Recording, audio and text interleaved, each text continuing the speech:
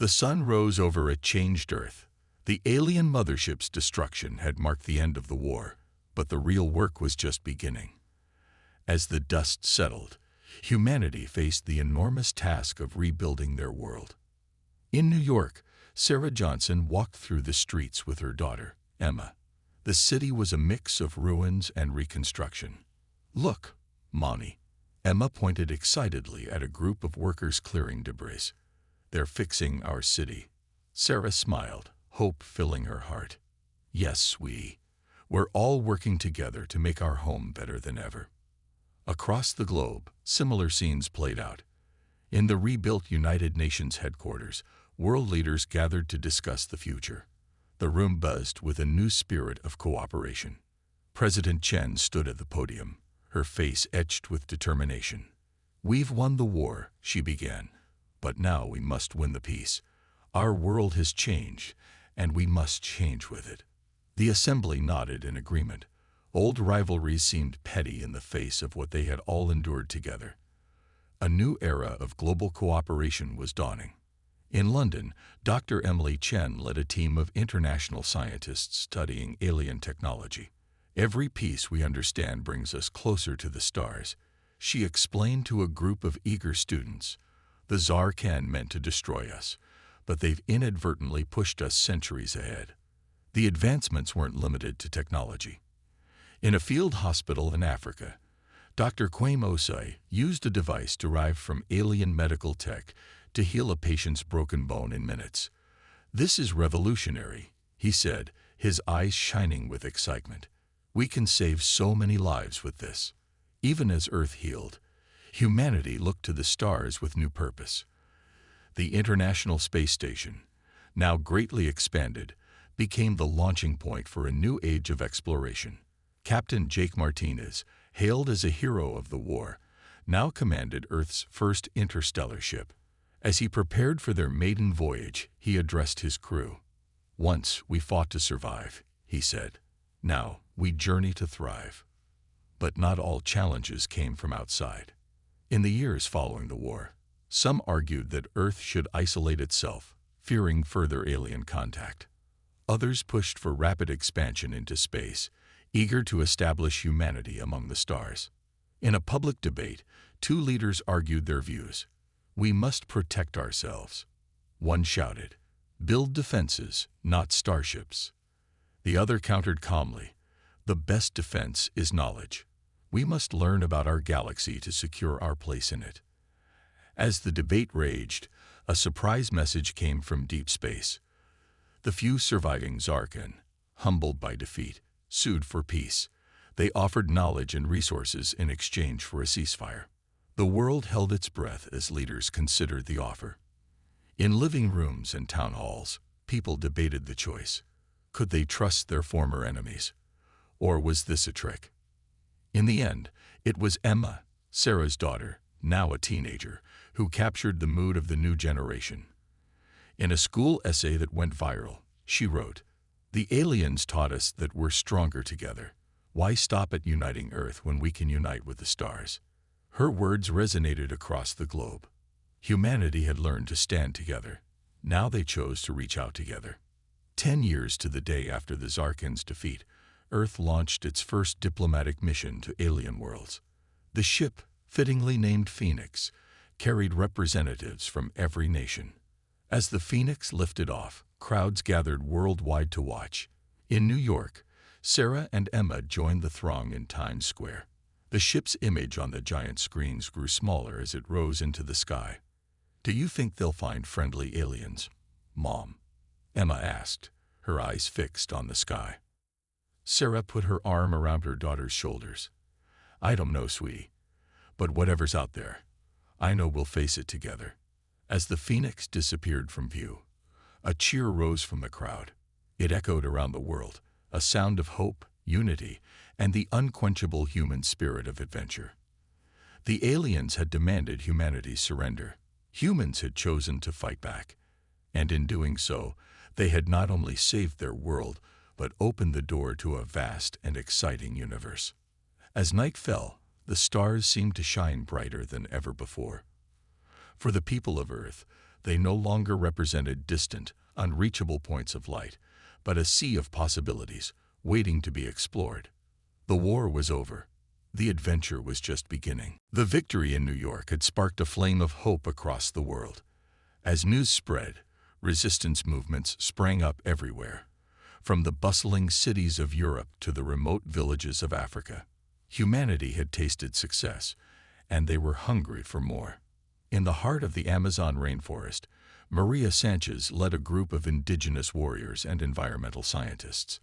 They had discovered that the dense canopy interfered with alien scanners, making it the perfect hiding spot. "We must protect the forest," Maria told her team as they set up camp. "It's not just our home, it's our advantage."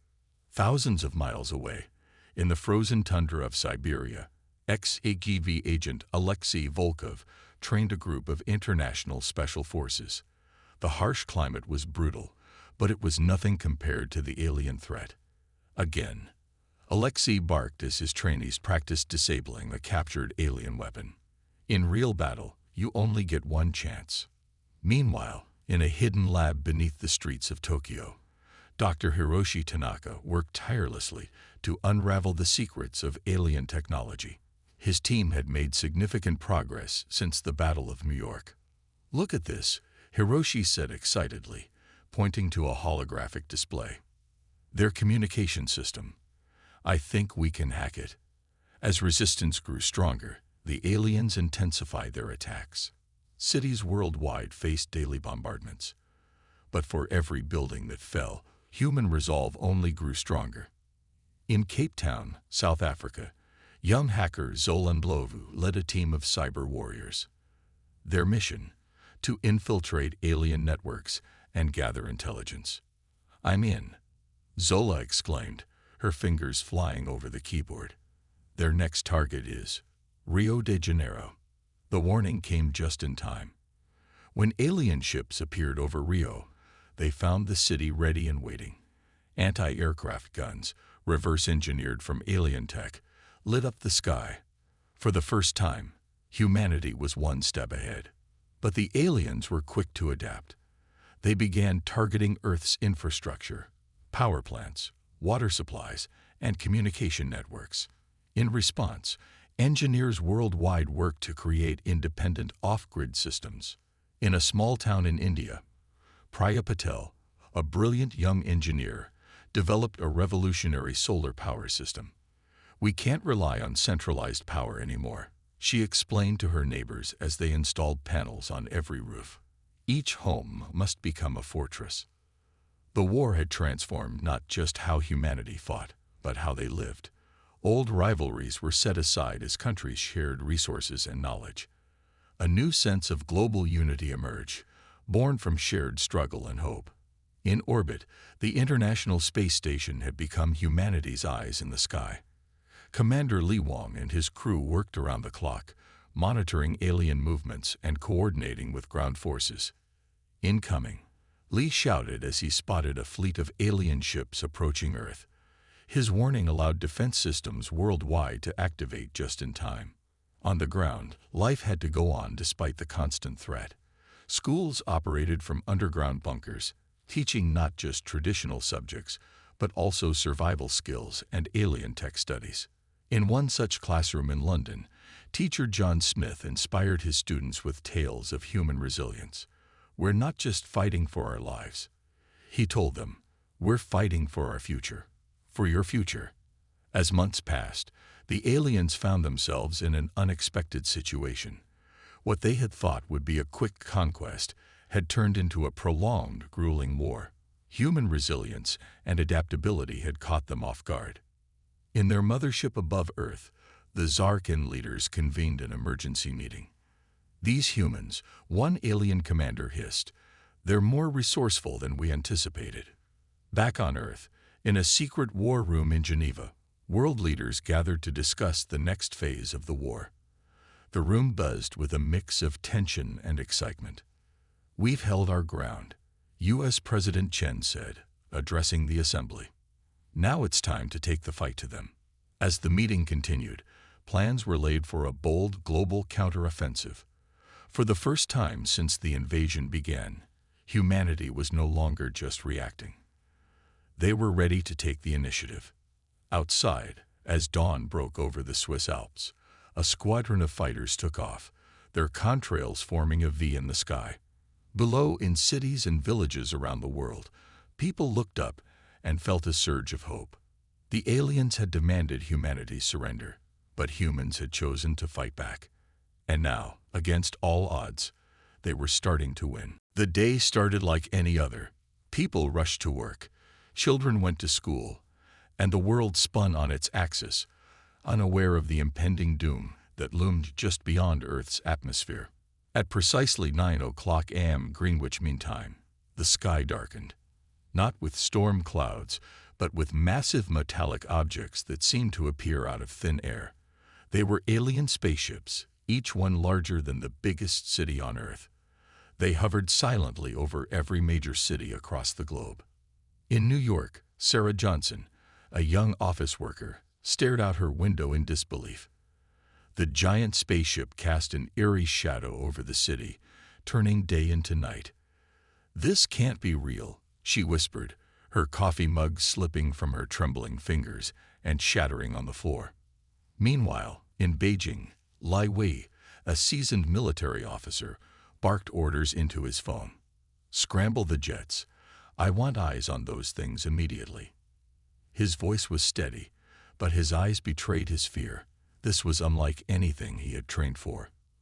Across the world, similar scenes played out.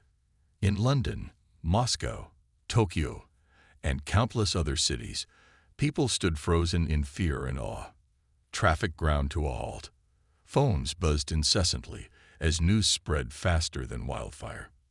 Then, as suddenly as they appeared, the alien ships came to life. Bright beams of light shot down from their undersides, projecting enormous holograms into the sky. The image was the same everywhere. A tall, slender being with grayish-blue skin and large, almond-shaped eyes.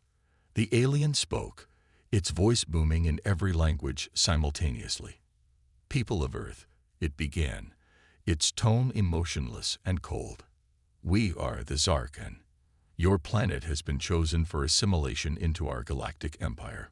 A collective gasp echoed around the world. In a small village in Africa, an elder clutched his grandchildren close, his wrinkled face etched with worry.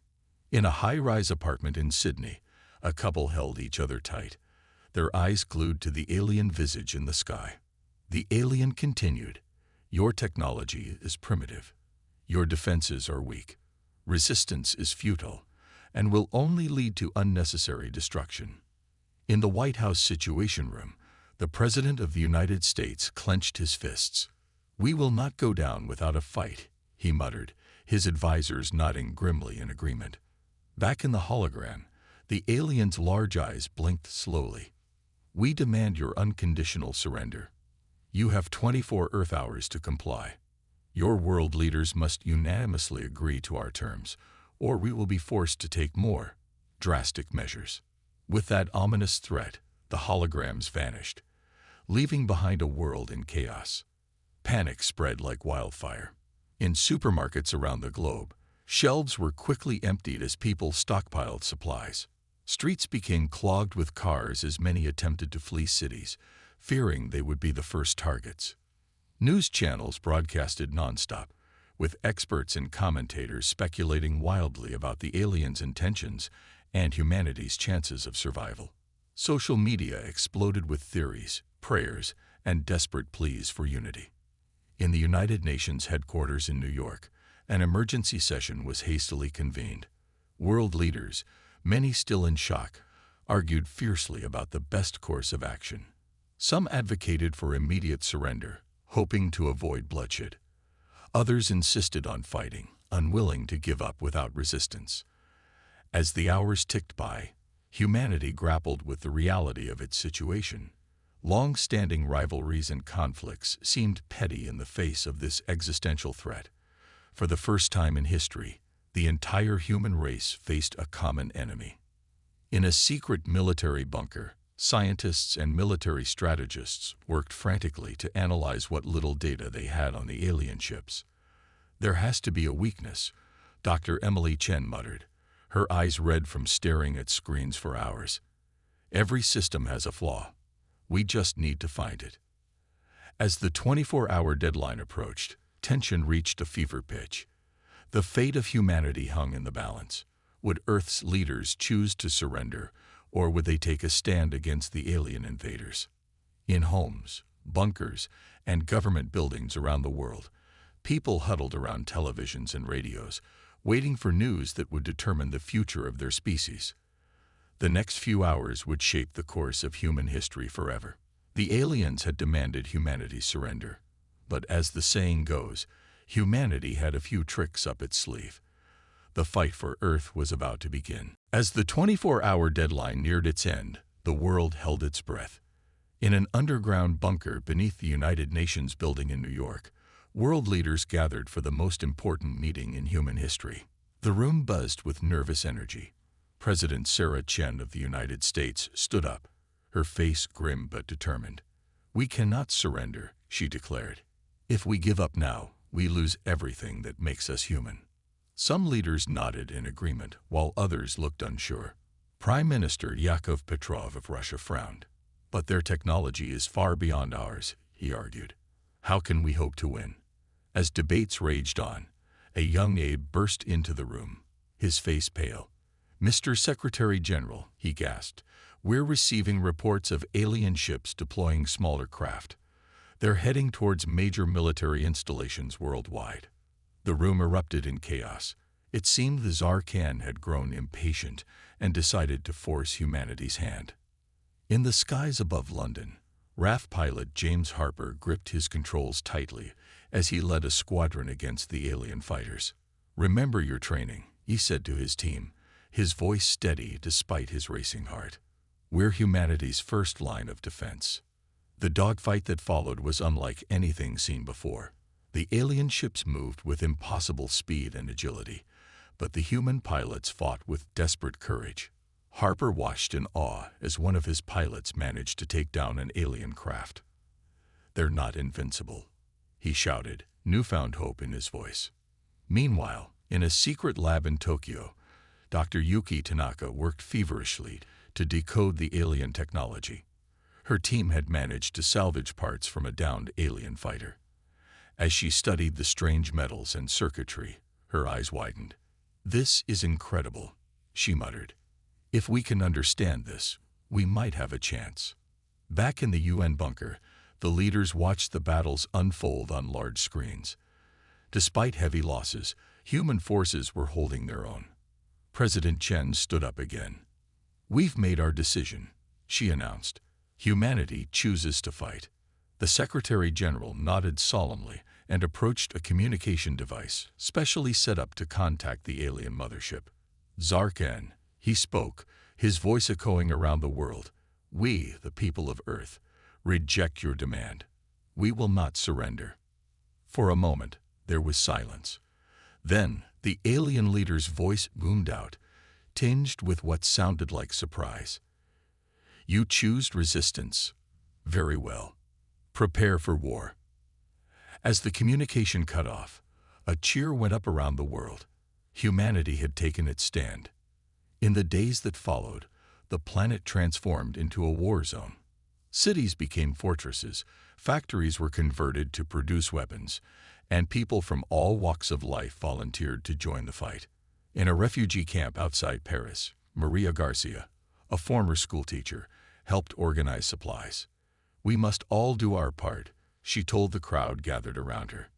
"This is a fight for our very existence." Across the globe, scientists worked around the clock to develop new technologies to combat the alien threat. In a lab in Johannesburg, Dr. Kwesi Osei made a breakthrough in understanding the aliens' shield technology.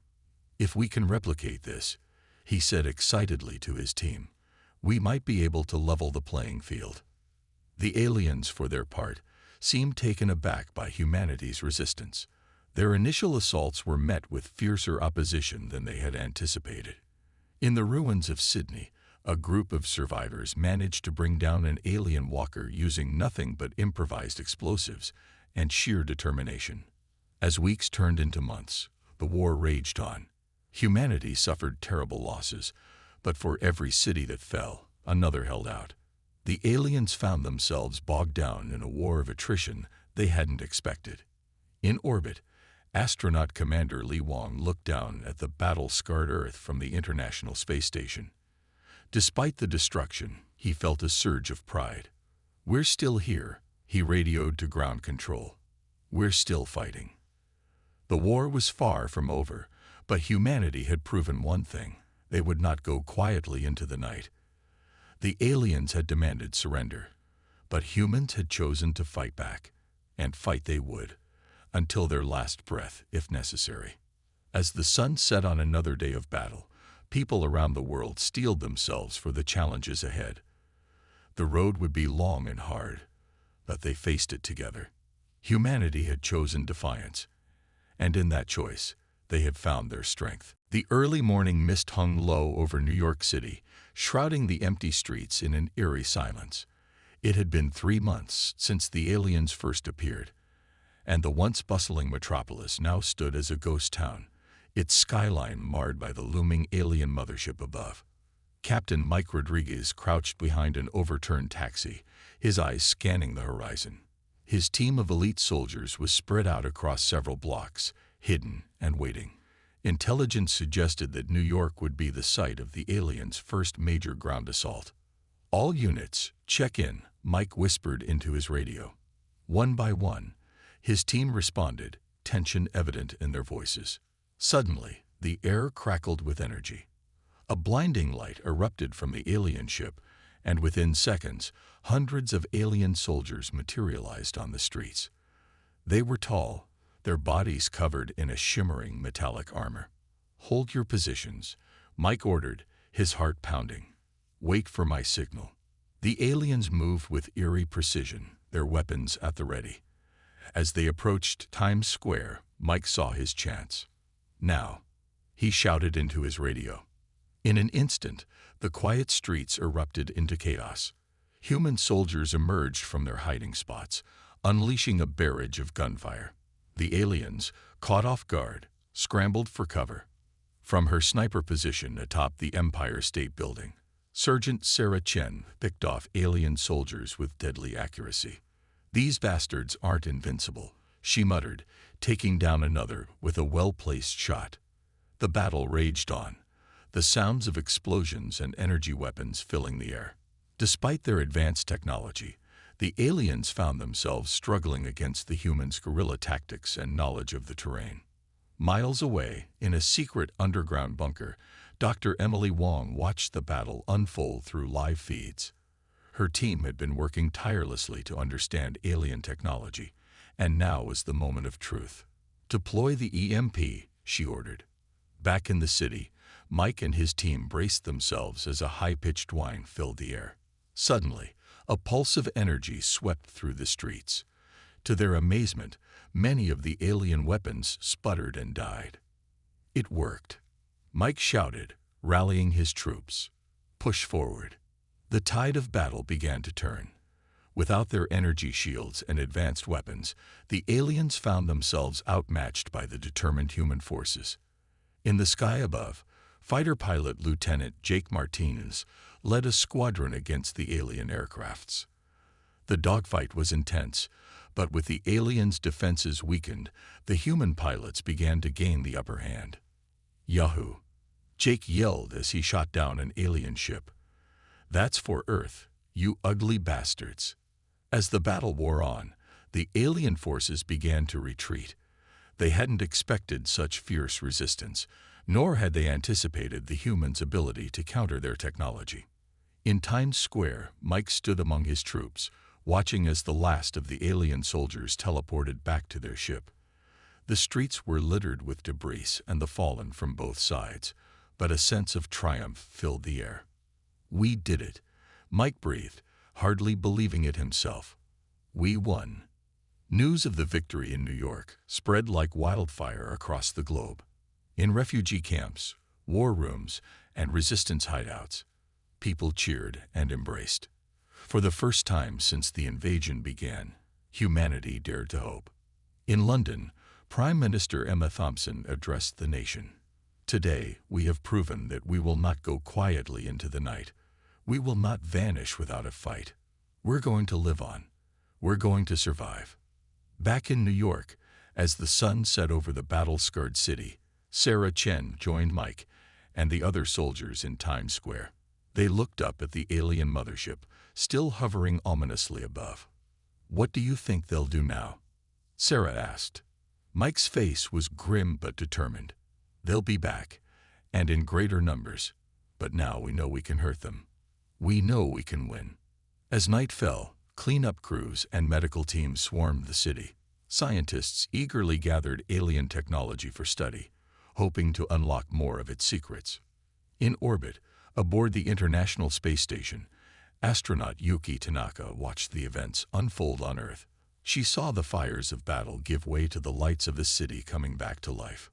"The first battle is won," she radioed to ground control. "But the war is far from over." As humanity celebrated its first major victory, the alien mothership hummed with activity. The Zarkan had underestimated these humans, but they would not make the same mistake again. The next phase of the war was about to begin, and both sides knew that the real test was yet to come. The war had raged for over a year. Earth bore the scars of countless battles, but humanity's spirit remained unbroken. In laboratories and war rooms across the globe, a daring plan was taking shape, one that could turn the tide of the war. Dr. Emily Chen stood before a group of world leaders in a secret underground bunker beneath the ruins of Paris. Her eyes gleamed with excitement as she unveiled her team's latest creation. "Ladies and gentlemen," she said, her voice steady, "I present to you Project Phoenix." She pressed a button, and a hologram flickered to life. It showed a sleek, fighter-sized spacecraft, unlike anything Earth had produced before. "This," Emily continued, "is our answer to the alien threat. It combines our best technology with what we've learned from the Zarkan.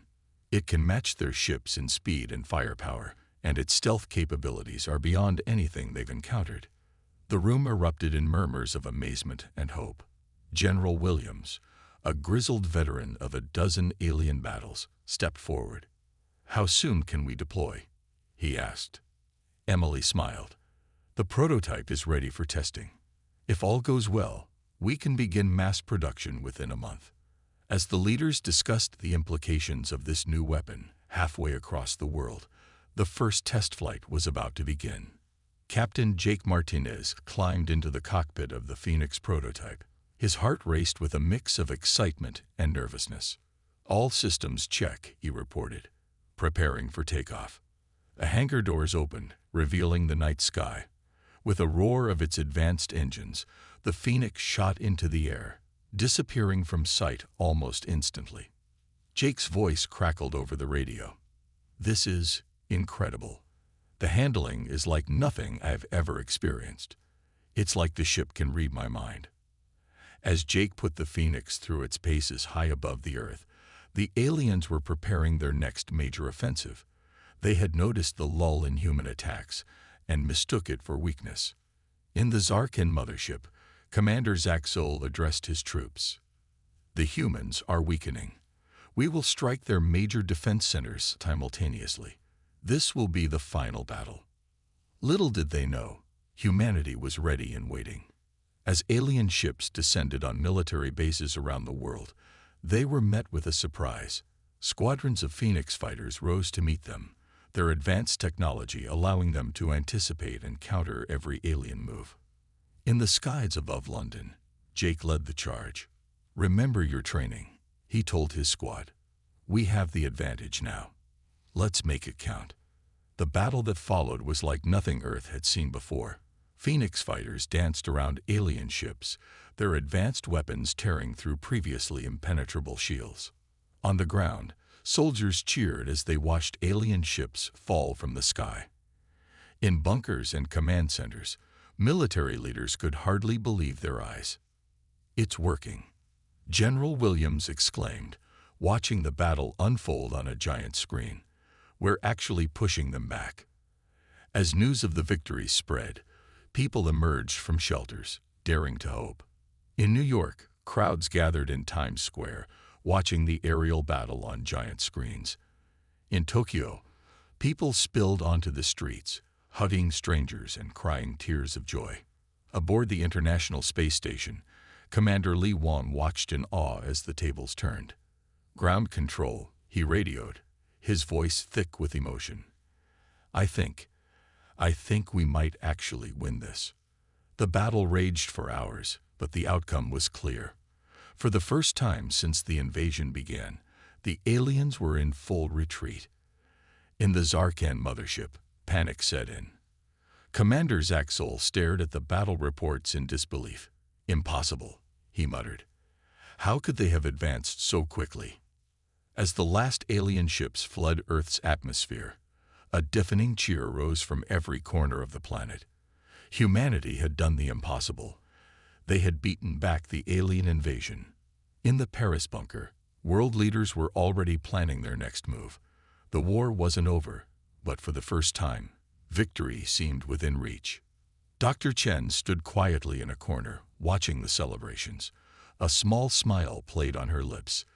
The Phoenix had given humanity a fighting chance, but she knew the hardest part was yet to come. As night fell, bonfires were lit in cities and villages around the world. People danced and sang, celebrating their victory. But in war rooms and laboratories, work continued. The tide had turned, but the final battle was still to come. Humanity had chosen to fight back. And now, against all odds, they were winning. The Zarkan mothership hung in space, a dark silhouette against the Earth's blue glow. Inside, the alien leaders gathered in their central chamber, their usual confidence replaced by an unfamiliar emotion. Fear. Commander Zaxol paced the room, his large eyes narrowed in frustration. "How?" he hissed. "How have these primitive beings pushed us back?" One of his advisors spoke up. "The humans' adaptability is unprecedented. They've reverse-engineered our technology at an alarming rate." Zaxol stopped pacing and turned to face the gathered leaders.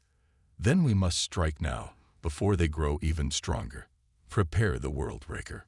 A collective gasp echoed through the chamber. The World Breaker was their most destructive weapon, capable of shattering a planet's crust. Its use was considered a last resort, even among the warlike Zarkan. Meanwhile, on Earth, celebrations of recent victories were cut short as sensors detected a massive energy buildup in the alien mothership. In the underground war room in Geneva, world leaders and top scientists gathered urgently. General Williams pointed to a holographic display of the mothership. "Whatever they're planning, it's big. We're detecting energy readings off the charts." Dr. Emily Chen studied the data, her face growing pale. "If these readings are correct, they have enough power to destroy the entire planet." A heavy silence fell over the room. President Chen of the United States stood up, her face set with determination. "Then we have no choice. We must take the fight to them, in space." Across the globe, humanity prepared for their most daring mission yet. Phoenix fighters were retrofitted for space combat. Volunteers stepped forward, knowing it might be a one-way trip.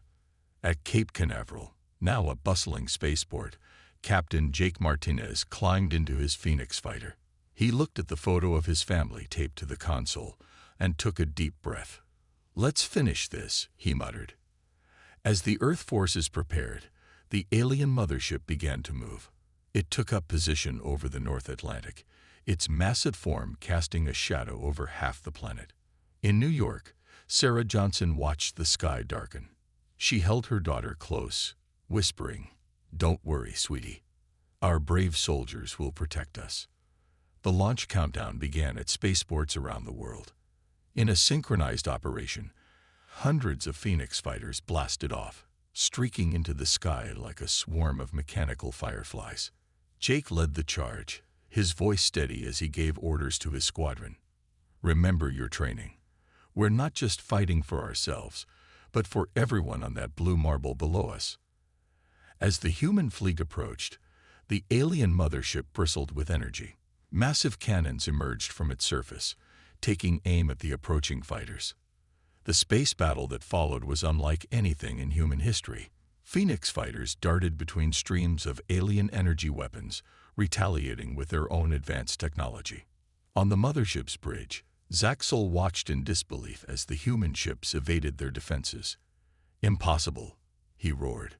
"Charge the Worldbreaker. We'll destroy them all." A massive cannon began to emerge from the bottom of the mothership, its barrel large enough to swallow a city. Energy crackled around it as it powered up. Jake saw the threat and made a split-second decision. "All units, focus fire on that cannon," he ordered. "It's our only chance." The Phoenix fighters swarmed the Worldbreaker, unleashing everything they had. Explosions blossomed across the mothership's hull. Inside, Zaxul felt his ship shudder. Warning alarms blared as systems began to fail. "No," he screamed. "Fire the Worldbreaker. Fire it now." But it was too late. A final barrage from the Phoenix fighters struck the Worldbreaker's power core. The resulting explosion tore through the mothership, ripping it apart from the inside. Jake's voice crackled over the radio. "All units, pull back. It's gonna blow." The human fighters retreated as the alien mothership began to break apart. In a final, cataclysmic explosion, the pride of the Zarkan fleet was reduced to space debris. As chunks of the mothership burned up in Earth's atmosphere, looking like a meteor shower, cheers erupted around the world. Humanity had faced its greatest threat and emerged victorious. In the Geneva War Room, tears of joy and relief flowed freely. President Chen addressed the room, her voice choked with emotion. "We did it. We saved our world." As the returning pilots were greeted as heroes, humanity looked to the stars with new eyes. They had been tested, and they had prevailed. The future, once so uncertain, now shone with possibility. The aliens had demanded humanity's surrender. Humanity had chosen to fight back, and in doing so, they had written a new chapter in the story of their species, one of courage, unity, and the indomitable spirit of humankind.